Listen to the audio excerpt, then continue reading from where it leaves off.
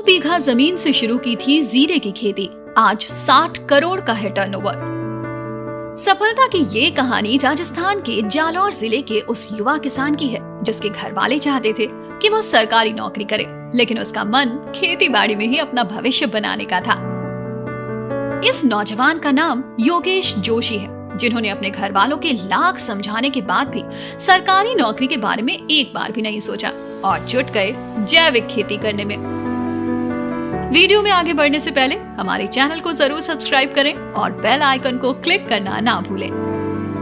योगेश को खेती में इंटरेस्ट तो था ही, इसलिए उन्होंने ग्रेजुएशन के बाद ऑर्गेनिक फार्मिंग में डिप्लोमा किया। लेकिन घर वाले चाह रहे थे कि योगेश गवर्नमेंट जॉब की तैयारी करें। उनसे कहा गया कि अगर खेती का शौक है तो एग्रीकल्चर सुपरवाइजर बनकर खेती और किसानों की सेवा करनी चाहिए। सीधे तौर पर किसान बनकर खेती करने का जोखिम मत उठाओ, क्योंकि उस वक्त जैविक खेती का इतना चलन नहीं था। इसलिए शुरुआत में योगेश ने इस बात पर फोकस किया कि इस क्षेत्र में कौन सी उपज लगाई जाए जिसकी मांग ज्यादा हो और मुनाफा भी अच्छा हो। उन्हें पता चला कि जीरे को नकदी फसल कहा जाता है और उपज भी बम्पर होती है। उन्होंने इसे ही उगाने का फैसला किया। 2 बीघा खेत में जीरे की जैविक खेती की। वो असफल हुए पर हिम्मत नहीं हारी। केवल 7 किसानों के साथ जैविक खेती को शुरू करने वाले योगेश की शुरुआती राह आसान नहीं थी। उनसे जुड़े किसानों को तो इस बात का भी भरोसा नहीं था कि बिना यूरिया, डीएपी, पेस्टिसाइड्स डाले खेती भी हो सकती है। योगेश ने जोधपुर स्थित काजरी के कृषि वैज्ञानिक डॉक्टर अरुण के शर्मा से जैविक खेती की ट्रेनिंग ली। उसके बाद पहली बार इन किसानों को जीरे की फसल में कामयाबी मिली। किसी वक्त में बड़ी मुश्किल से 7 किसानों के साथ हुई शुरुआत में आज 3000 से ज्यादा किसान साथी जुड़े हैं। 2009 में उनका टर्नओवर 10 लाख रुपए था। उनकी firm rapid organic private limited और 2 अन्य सहयोगी कंपनियां, इनका सालाना टर्नओवर आज 60 करोड़ से भी ज्यादा है। योगेश की पहल के चलते इंटरनेट के जरिए एक जापानी कंपनी से संपर्क हुआ। वहाँ के रिप्रेजेंटेटिव आए और किसानों को एक अच्छा ऑर्डर मिला। इसके बाद किसानों ने उन्हें जीरे की सप्लाई की, जिसे बहुत पसंद किया गया। कंपनी ने एक टाई अप किया, जिसके चलते उनको जीरा, सौंफ, धनिया, मेथी आदि की सप्लाई करनी थी। इसी तरह अमेरिका को भी इन किसानों ने मसालों की सप्लाई की। इन दिनों हैदराबाद की एक कंपनी ने इन किसानों के साथ उनके ही खेतों में 400 टन किनोवा का कॉन्ट्रैक्ट किया है। इस खेती में बीज से लेकर फर्टिलाइजर तक सब कुछ यही किसान मुहैया करवा रहे हैं।